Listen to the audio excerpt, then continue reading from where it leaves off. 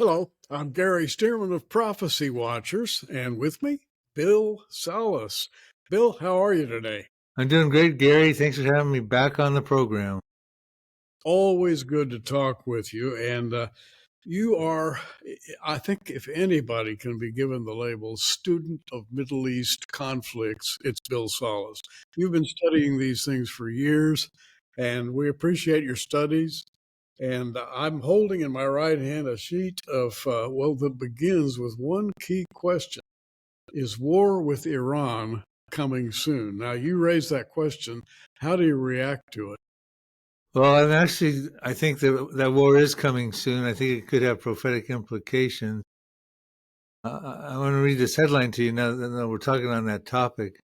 This was back in November of 2024 after Israel had done that attack and pretty much taken out a lot of Iran's missile defense capabilities.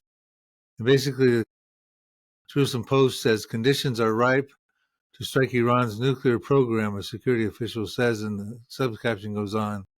Iran has never been more vulnerable to strikes against its nuclear capabilities, the official said. The official added that Israel will not allow a nuclear Iran and therefore will continue to prepare to strike the nuclear project. So I actually did an article in January of this year, 2025, listing these following 9 reasons, Gary, why I think Israel will likely strike Iran's nuclear facilities. And that was the title of the article. They can read that online at my website at prophecydepot.com. But number 1, Israel has a history of striking nuclear facilities. They struck Iraq's nuclear facility in 1981. They struck the facility in Syria and also subsequently. They also have the Begin Doctrine. Menachem Begin established that, and what that basically says, the Begin Doctrine is the common term for the Israeli government's preventative strike counterproliferation policy regarding the potential enemy's capability to possess weapons of mass destruction, particularly nuclear weapons. So in other words, that was formulated back in 1981 by Menachem Begin, saying preemptive strikes on nuclear facilities. That policy is still in place. They used it again in Syria in 2007. Okay, the other couple of reasons, I'll go through these real quickly. Israel has vowed to prevent Iran from getting a nuclear weapon. Number 4, Israel has destroyed Iran's primary missile defense systems, rendering Iran vulnerable to an Israeli strike on its nuclear facilities. Number 5, Israel will likely have America's approval now that Trump's in the office. Number 6, Israel will not likely face much severe retaliation from Iran's proxies because, of course, they mitigated against Hamas, Hezbollah, and the Houthis, and Assad is out of Syria now. And so there's number 7, Israel has destroyed most of Syria's missile defense systems, which enables more freedom to fly safely to Iran over Syrian airspace. Number 8, Israel has to act now because Iran is on the fast track to obtaining several nuclear bombs. If they don't already have those, Gary, some of us think they may already have 4 to 5 explosive-ready nukes on the shelf already. And then lastly, I think an ancient Bible prophecy on Elam in Jeremiah chapter 49, verses 34 through 39, may have foretold of such a nuclear strike. There's something that just bugs me, and I know that it sort of plagues the thinking of a lot of people these days, and that is, how should we view Israel? The big fight now is whether Israel is destined to or has a claim to the land. And of course, the tribes that surround Israel believe that Israel definitely does not have a claim to that land, even though, of course, it goes way, way back. And the Bible speaks volumes about that land. But there's a big fight now. Who owns that land? And how do we interpret this?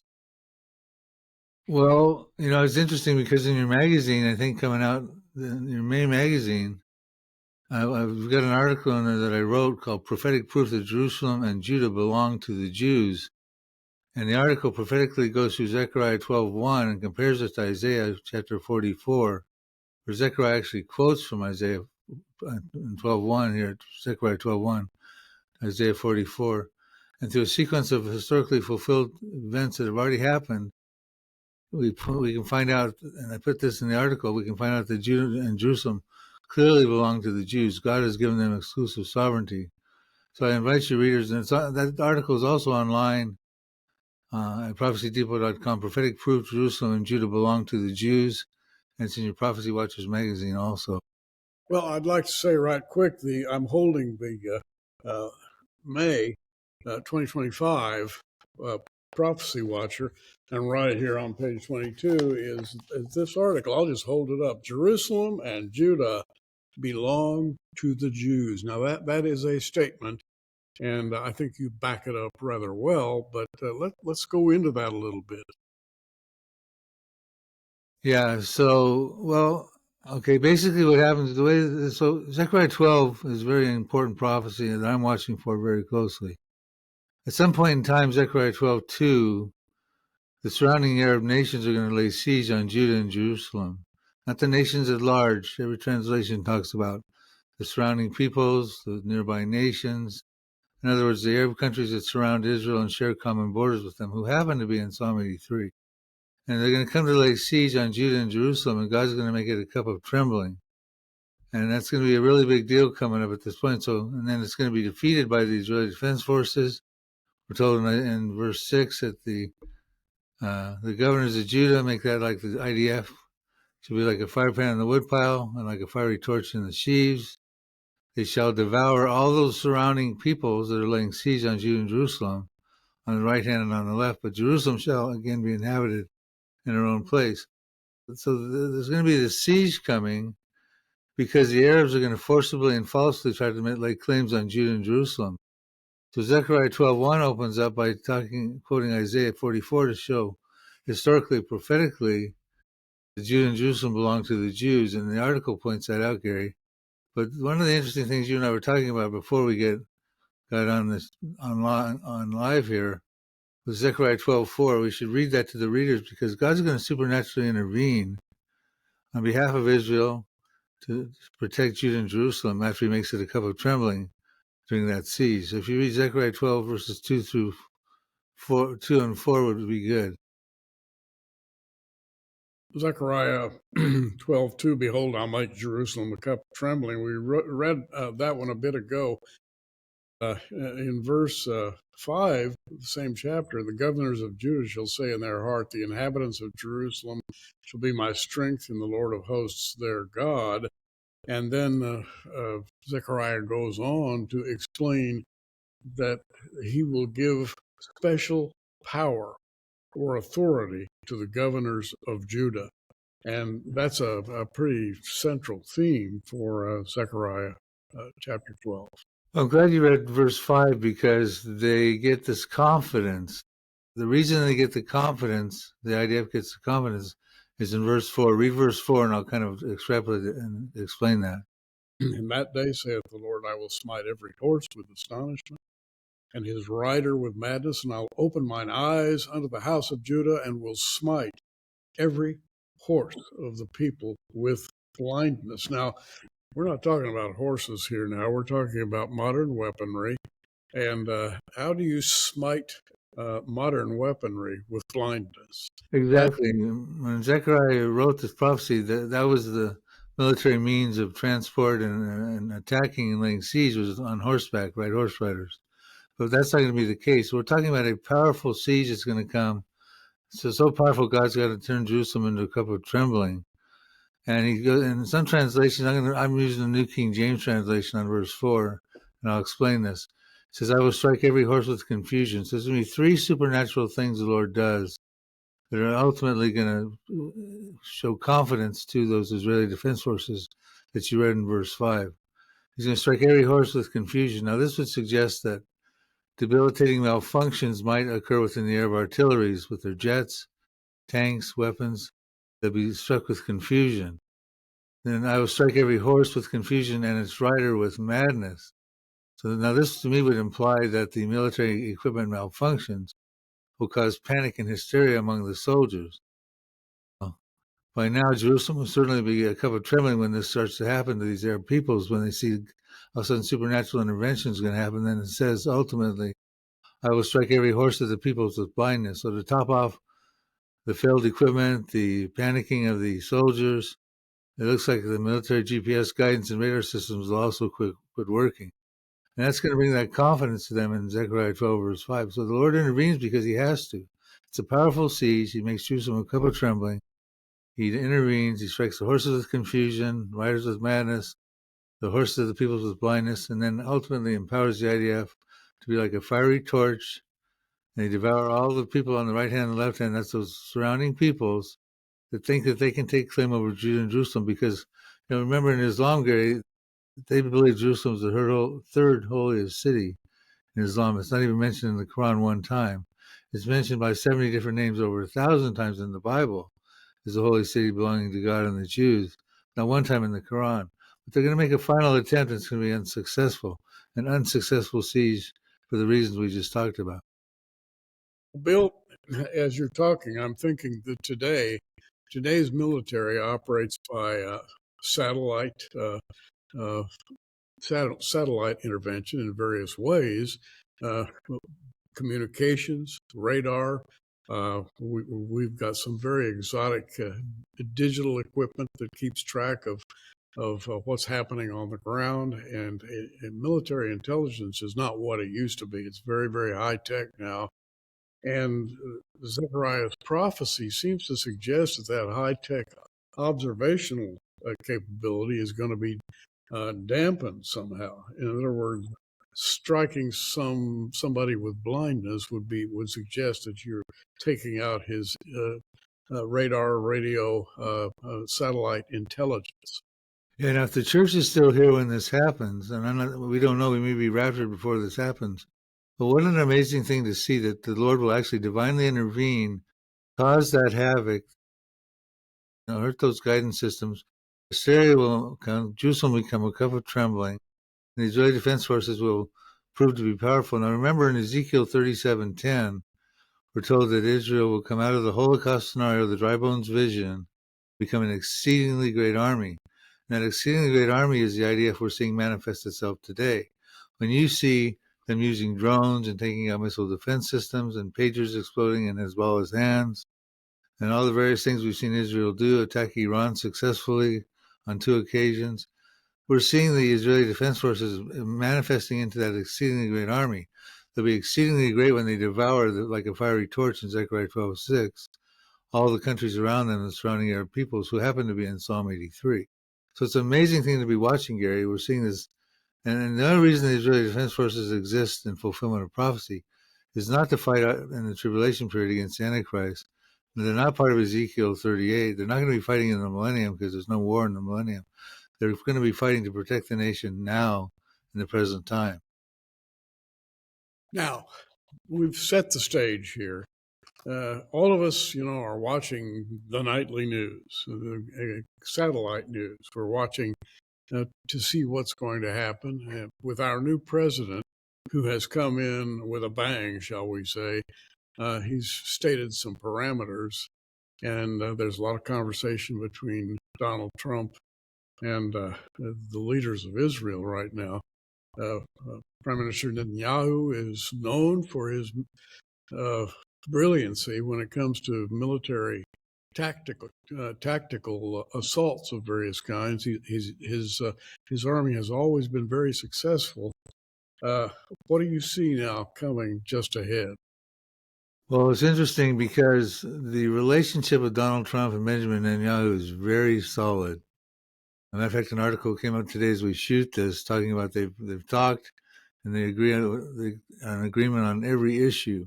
And that's an important statement to say because recently an article came out that said that Donald Trump had convinced Israel not to do a preemptive strike on Iran's nuclear facilities. He wanted to try and negotiate with Iran through Witkoff at this point. So those negotiations are going on to the 3rd stage as we talk right now. But I don't personally think they're going to work out because they're not going to budge on several things. As far as Israel's goal, they want an entire dismantling of Iran's nuclear program. And Iran's not going to do that. And they're not going to curb their ballistic missile program and that sort of thing. So I don't think this is going to go anywhere. Iran came out recently and said the JCPOA, which was back in 2015, yeah, it was 2015. He said that doesn't work anymore. Of course it doesn't work anymore because back then they could only enrich uranium to 3.67%. Now they've already been enriching it beyond 60%.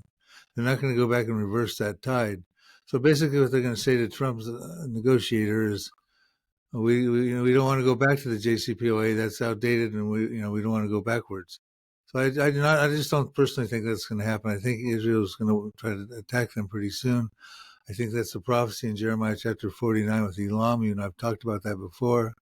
I'm looking at that possibly that being a prophecy that could happen in the nearby horizon.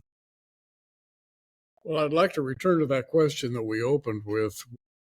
War with Iran, is it coming soon? You mentioned there the Red Sea theater of action, the Persian Gulf theater of action, and the Indian Ocean theory of action, which I don't think a lot of people follow. They don't really realize how widespread this area is. Could you talk about that just a little bit in the context of Scripture? Yeah. Well, basically, America was attacking the Houthis very fervently recently because they were blocking maritime travel through the Gulf of Aden and the Red Sea there. Now, the Houthis are far south of Israel. Yeah, they're down in the Yemen area. So some people might not know where they are, but they've been very active. I think we gave them a kind of a tough blow. About a month ago? Oh yeah, and it's so bad that Iran actually kind of withdrew their proxy support for them because Iran's concerned about their next war that they could have with America and Israel as well. But one of the reasons was America was doing that was so that they could, free up the flow of commercial traffic, ships going through the Red Sea because the Houthis was costing millions of dollars to companies because they were blocking the Red Sea. The other reason that's not really mentioned is that Iran has threatened that if they're attacked, they'll shut down the Strait of Hormuz. So I don't think America wanted to have two areas shut down, one by the Houthis and one by Iran, shutting down the Strait of Hormuz. Strait of Hormuz is 21 nautical miles, this narrow strip in the Persian Gulf, and through which about 25% of the world's oil still goes through. So I don't think the Trump administration wanted both those areas to be shut down and problematic. So they cleaned up the Red Sea activity at this point, as best we can tell. Iran sort of backtracking their support for its proxies, especially the Houthis. Indeed. Now, let's put in another factor here, and that is Gog, Ezekiel 38, and the Russians. As we speak, the Russian Ukraine war is still proceeding at a pretty good clip. And the Russians don't seem inclined to stop their attacks, assaults into Ukraine. How does that play into all this? Well, Russia and Ezekiel 38 and 39, it's commonly taught, I subscribe to this teaching, will be the leader with Turkey and Iran and 9 populations Ezekiel talks about by their ancient names, which would include some North African countries, Ethiopia, Sudan, Somalia, probably Morocco and Tunisia, and some of the breakaway Soviet Republic, southern steppes of Russia areas. So that's going to happen. As a matter of fact, Russia right now is also trying to be involved in the negotiations between Iran and the Trump administration. So Putin's going to, he's still going to try to be a world leader. He's definitely at some point going to put together this coalition. It's going to come to invade Israel in the latter days for plunder and booty. And that coalition is, who we just talked about. So that's on the table. I don't think that's ready to happen just yet because there's some preconditions that says Israel has to be dwelling securely, without walls, bars, nor gates, and we see the great plunder and booty because that's what Russia's coming after. And Israel's not dwelling securely right now. They've got the wars with the Hamas and Hezbollah. They're concerned about what's going on in Syria with the rebels. They're concerned about Iran. Egypt is amassing massive firepower now to their south. Egypt is concerned that Egypt's going to break its treaty with Israel that was formed in 1979. So they're not dwelling securely without walls, bars, nor gates, and they can't until we just talked about Zechariah 12:6 when there's a final siege and Israel takes out their Arab neighbors, and I believe that would fulfill Psalm 83. And that's when Ezekiel 38 could happen, but it's definitely stage setting. Putin may be Gog. We don't know if he is Gog. Could be another leader at that time, just like we got a new pope coming. Who's that going to be, right? They just come and go. But Putin could be Gog. We just don't know. You know, if there is a well-read part of the Bible, it's Ezekiel 38. I think everybody has read Ezekiel 38 because it's so easy to think that you understand what's happening there and come to some very settled conclusions and say, oh, okay, I'm going to be watching for the Russian invasion into the Middle East. And of course, everybody's watching that. But how do you look? And you've asked the question, the war before Armageddon, as you describe it. What is the difference between that war and the actual transition into Armageddon? What do we see just ahead of us? Well, here's how I would sequence the prophetic events. I could be wrong. I could be a little bit out of order. I think there's some definitely pre-tribulation events, and some of them are tribulation events. Of course, Armageddon is a tribulation event. 11-stage campaign commencing probably around midpoint of the trib, going on through the end of the tribulation period. But I put the following in this sequence. I'm looking for the Elam prophecy in Jeremiah chapter 49, the disaster in Elam at the western side of Iran, hugs the Persian Gulf. Iran's got its Natanz facility, Isfahan. It's got several facilities there, the Bushehr nuclear reactors there. All their missiles, underground missile silos, a lot of them are there. The underground missile cities, probably there, their underground airport. It's a strategic target that's going to be struck, and it's going to create a disaster, according to that prophecy. And then I'm looking also probably at the destruction of Damascus in Isaiah 17, which I don't believe was found fulfillment. It says, one day Damascus will cease from being a city, it will be a ruinous heap, Isaiah 17:1. It says that the desolation is caused by the children of Israel in Isaiah 17:9, and it happens overnight, according to Isaiah 17:14, as the prophecy concludes. Then I'm looking at the siege we talked about coming on Judah and Jerusalem by the surrounding Arab peoples that will be defeated by the IDF and divine intervention by God. And when all that happens, Gary, Israel can then dwell securely without walls, bars, nor gates, which is a prerequisite condition for Ezekiel 38. Russia will then, at that point in time, because a lot of what we're talking about are Muslim nations getting taken out by Israel, and Russia's going to be able to put together its Muslim coalition. Russia's not necessarily Muslim. Almost all of its participants, Iran, Turkey, and the other ones we talked about, are Muslim. So they're going to have no problem putting together their coalition and coming after Israel for the plunder and booty and gain that Israel will be experiencing after they defeat their Arab enemies around them. Jeremiah 49, Elam, Isaiah 17, Damascus being destroyed, Psalm 83 in correlation with Zechariah 12, Ezekiel 38. I believe Ezekiel 38 is a pre-tribulation event for a couple reasons. We can talk about the timing in just a moment. And then we get into the tribulation period with the trumpets and the bowls and that stuff. Before you go there, let me just bring up just one idea. If you look at a map of the Middle East, you've got Russia up north, and then you come south to Turkey and Iran, and then you come down to Syria, and then over to the east is Iraq. And there's an absolute huge geography around tiny, tiny little Israel at the east end of the Mediterranean Sea. And it's overwhelming when you look at square miles. Israel almost disappears. And it always makes, as you're talking about, you're envisioning this sequence of events that must come. How do you put these things in order? Where will the first big move come from in this war that's really not the Battle of Armageddon? It's before that. I actually wrote an article called Gogs' Evil Plan Blockade the Waterways, which I think is, I mean, I'm sort of speculating here, but I think part one is, part two will be the invasion. Russia will put together its coalition. It will come upon, from the far north, uttermost parts of the north, upon the mountains of Israel, will be defeated by God supernaturally. But I believe in the first stage of his Gog's evil plan, he's going to try to choke off Israel's commerce, because Israel's got commercial contracts going. They got booty and a lot of wealth and prosperity at that point in time. They're dwelling securely. the merchants of Tarshish, meaning a commercial theme, and the young lions.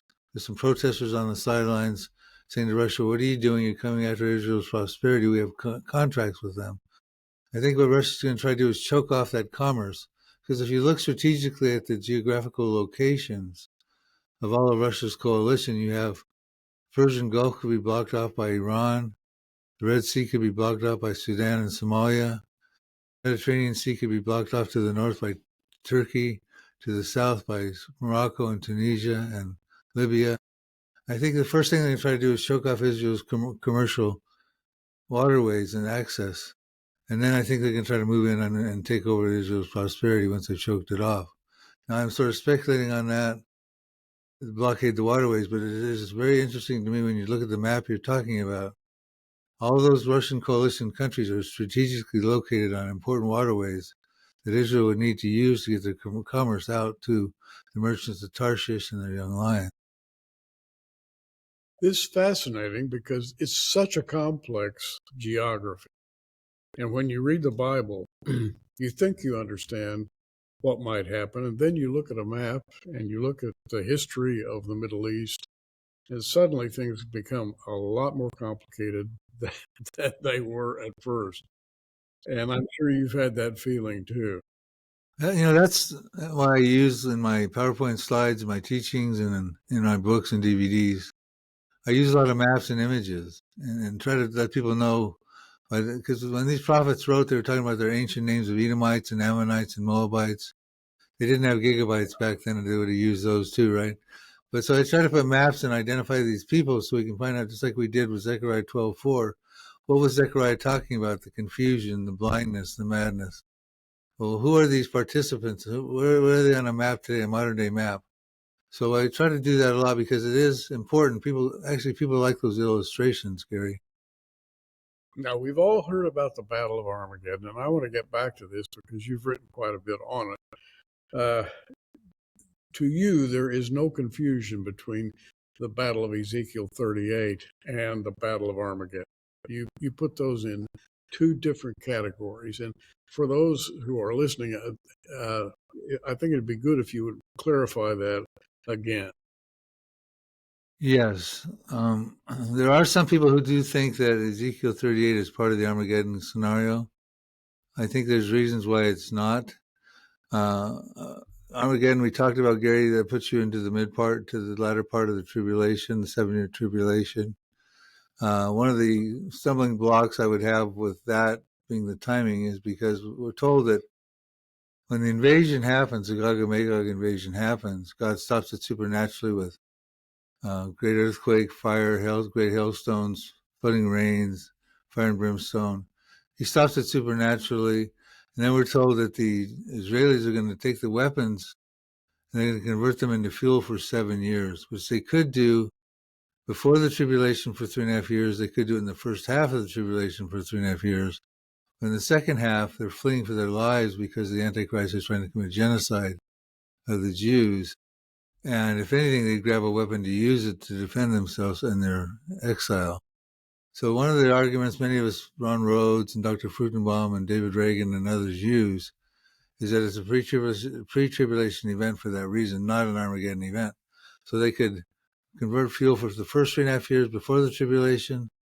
They could convert fuel for the first 3.5 years in the tribulation, and then it would stop. They could have 8 or 9 years worth of fuel, but they would have to abruptly stop it at the midpoint of the tribulation. The Bible says that it will be in what it calls, quote unquote, the latter days. And then in Ezekiel 39:8, behold, it is come, it is done, saith the Lord God. This is the day whereof I have spoken. So there's actually a block of time set out here, but I think putting it in sequence is what we're after now. Yeah, because the latter days we're in that. I think we all agree we're in the latter years, latter days right now. So the timing is right for that, for several things to happen. That same term is used in Jeremiah chapter 49 dealing with the Elon prophecy. It'll happen in the latter days. And that hasn't happened yet either. So we got and Iran's in both Ezekiel 38 and Jeremiah chapter 49.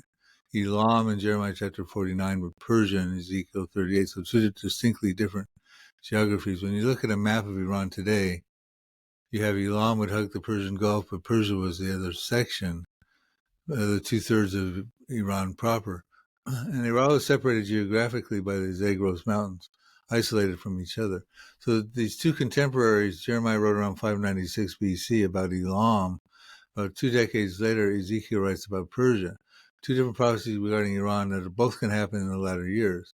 I think the Elam prophecy happens first, and it's distinctly different than the Ezekiel 38 prophecy for numerous reasons. I've also written an article on that. But basically, I think Ezekiel 38, it's the latter days, it's stage setting. All that needs to have happened is these dwell securely without walls, bars, nor gates. In the midst of the land as a peaceful people, a safe dwelling people. And that Israel doesn't exist just yet. Okay, but let's put it together now. We have a dynamic new president. He has a close relationship with Bibi Netanyahu. We have Iran here as the wild card. Iran is going to dig in its heels no matter what. How is this going to work out according to your interpretation through Scripture? I think initially there's going to be some diplomacy attempted. Already Iran is meeting with Saudi Arabia. They're meeting with Russia and strong relations with Russia. Russia's trying to intervene on some level with the negotiations. They're talking to the leader of Oman. I think Iran is also deeply embedded with China. Remember, Russia and China were part of the P5+1. It was Russia, China, France, Britain, the United States. P5+1 was Germany back in the JCPOA in 2015. Now, Russia and China have really jumped on board with Iran. They're not having a major problem with Iran's nuclear program. Iran is trying to get diplomacy, get them involved, get them in the middle of the negotiations with America. But ultimately, it's not going to prevail because in Jeremiah chapter 49, the Elam prophecy, which is the strategic target for Israel to strike on the West Coast, it's going to happen. And when that happens, it's going to create a disaster, we're told. And that's going to blow everybody away. That'll be a prophecy that finds fulfillment, in my estimation, probably in the very near future. Okay, now you're talking about the Elam prophecy, which I've heard you talk about for quite a while. For those who might not be quite as acquainted with that geographically, where is Elam? And on the southwest side and primarily west side, hugging the Persian Gulf of Iran. It's about a third of the size of modern day Iran. Persia comprises about 2/3 of the rest of it. And basically, with the 6 verses in Jeremiah 49, verses 34 through 39, and I'll summarize them in a nutshell. There's going to come a time when the Lord gets fiercely angry with the leaders of Iran because he's going to destroy from there the kings and the princes, we're told. He's going to be fiercely angry. He's going to bring about a disaster because of his anger. And we're told the reason he's angry is because they want to launch something lethal somewhere because he says, I'll have to break the bow of Elam. Missile launching capabilities at the foremost of their might, probably nuclear. He's not going to allow them to send a nuclear weapon over to Israel. He's going to break the bow. And when it happens, it says he'll bring the 4 winds from the 4 quarters of heaven. And he'll scatter all those indigenous population, the Iranians that affected there, the Elamites, ancient Elamites, and all those winds. It says there'll be no nations, plural. The Elamites don't get scattered where they don't go. And he says that's going to happen. And that's, to me, Gary, that's what we're going to probably be seeing here pretty soon. Disaster happening because the bow of Elam is going to be broken, probably that area. That's where their missile launching capabilities are. Like I said, they have Natanz there, Isfahan's there, Bashar nuclear reactors there. Again, Elam is on the Persian Gulf, right kind of right across from Saudi Arabia. All that money and all those wealthy and influential sheiks are right across the Persian Gulf from the area you're talking about. Yeah, and they also need the Persian Gulf to be wide open because they're exporting about 25% of the world's oil through the Strait of Hormuz through there. So everything's very dynamic right now. And Iran has said on numerous occasions, if you strike us, we're going to shut down the Strait of Hormuz, and that's not an idle threat. And I think Donald Trump, that's why he's got all his muscle power over there by in that area because he's concerned not only to strike Iran, but also to protect the Persian Gulf as well. So if we go back and look at the scriptures we've been talking about, what we are seeing, and I'm speaking from just a surveyor's point of view, what we're seeing looks really dynamic, unstable, and I think everybody in the world is looking at this thing and saying it's got to break down somehow. What does the Bible say? And you've been working on this for years, and as we're nearing the end of our time here, put it together again for us, sort of sequentially. What do you see coming next, and then after that? Well, I would say I hope what I see coming next is the rapture, because when we see all these things, the stage setting that we're seeing, and the rapture Amen. being an imminent event, I think we need to redeem the time, Gary, like we're doing with your program here, because Jesus could come at any given moment, and he wants to come. One of the things Chuck Missler told me before he passed away, dear friend Chuck Missler, was one of the most significant things that amazed him in all of his ministry is that Jesus, he almost said this tearfully, he said, Jesus yearns to come get us, Bill. Jesus yearns, he's wanting to come get us. He's seeking to come get us. So in my estimation, he's probably bothering Heavenly Father daily going, when can I go get my bride? When can I go get my bride? So I'm watching for that very closely, but trying to redeem the time and occupy while we're doing that, because we may be here to see these Middle East wars happen. Zechariah 12, Psalm 83, Elam prophecy, Isaiah 17, the destruction of Damascus. We may even be here to see Ezekiel 38, because I believe all those events are pre-tribulation, and I have a book called The Future War Prophecies that explains the timing on all those, why they're pre-tribulation. Well, we started out with a question. I'm holding up your question sheet right here, and right at the top in bold print is a question: War with Iran coming soon? And we've been talking about that. Let's wrap it up into a nice ending here. How does that question play out? Well, by review, it looks like that is going to happen soon. It would be prophetic. Could it be stalled for a while? Probably not much longer, because Iran has got their finger right on the nuclear button, if they don't already have nuclear weapons. Israel wants to take them out. The time is right for Israel to take them out. They kind of feel like they miss the opportunity if they wait much longer. That's been articles saying they don't want Iran to stall out the negotiations to buy more time to get a nuclear weapon. So in my estimation, the prophecies are going to find fulfillment, namely the disaster in Iran and the Elam area, probably nuclear related, creates a humanitarian crisis. And I think the world might witness that, Gary, in the very near future. Wow. And the area you're describing is what we might call geographically hot right now. We have huge quantities of oil there, huge quantities of commerce, very powerful people there, and they are, I think, positioning themselves, several different areas over there, positioning themselves to take power and become the ultimate controller of the Middle East. Of course, God says, no, wait a minute, my people Israel are going to control the Middle East. And I think we really should remember that.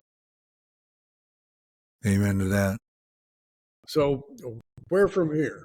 What are you studying now that's most exciting to you? Well, I'm spending most of my time in the studio and writing articles and doing videos on those articles.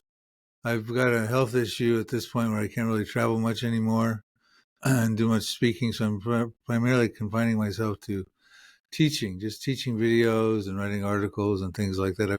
I've talked about quite a few of the articles I've recently written in our program here, and they can get those at my website at prophecydepot.com. prophecydepot.com. Also, you can read Bill's article in the Prophecy Watcher. That is May 2025 issue. I've read the article. It's very good. It's very compact. and has a lot of information. And Bill, we do appreciate you. By the way, you can contribute anytime. We always appreciate your articles. Well, Gary, thank you. I enjoy it very much. And as we come down to the last few seconds, I'd like to close with a request for our audience.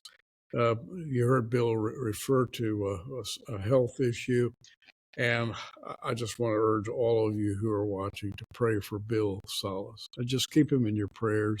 Pray for his health, his strength. Pray that he'll be able to keep on writing. And we always appreciate what you do, Bill. Thanks so much, Gary. I covet those prayers. Thank you, audience. All right. Anything else before we go? No, it's just always great to be with you, my good friend Gary, man. We've done a lot of shows together, Gary, through the years. We have indeed. Again, read the current Prophecy Watchers. I think you'll find Bill's article very, very interesting. Bill, get stronger, get well, and we'll be praying for you. Thank you so much. I'm Gary Stearman, and this is Prophecy Watchers. See you later.